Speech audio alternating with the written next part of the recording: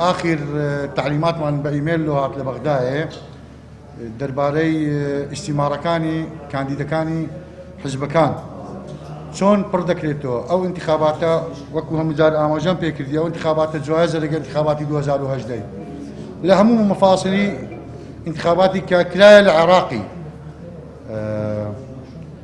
تەوجیهاتندا مڕەشەحی مخەوەلی حزبەکان ئەو برادرانە و بەڕێزانە هەموو مخەوەلەکانی حزبەکانن کە مجازن لە کۆمیسیۆنی هەڵبژاردنەکانی عێراق.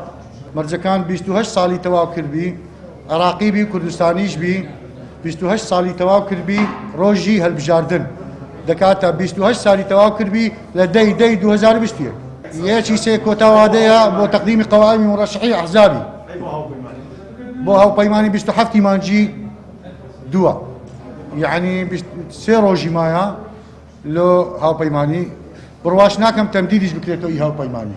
دەبی هەر حزبەچی مجازبی لە عێراقێ بەشداری لە انتخاباتەکانی عێراقی کردبی ئێستا وادەی کۆنگرەی دەبی ئەنجام بدرێت. ئەگەر ئەنجام نەدا کۆنگرەی ناتانی بەشداری لە انتخاباتی 2020. انتخاباتی 2018 جوایز بوو. انتخاباتی 2018 مثلا قائمەی حزبی کەلۆم دەهات یەک سەکی دەینا بە مەجموعی قائمەی حزبی. ئێستا هەر کاندید بەخۆی دەچیتە بانکی شیرین سەکی دەکات، سەکی 2 ملیۆنی، ئەمە لە بە کاندیدە سەربەخۆیەکان سەکەکەی 5 ملیۆنی کردمانە 2 ملیۆن.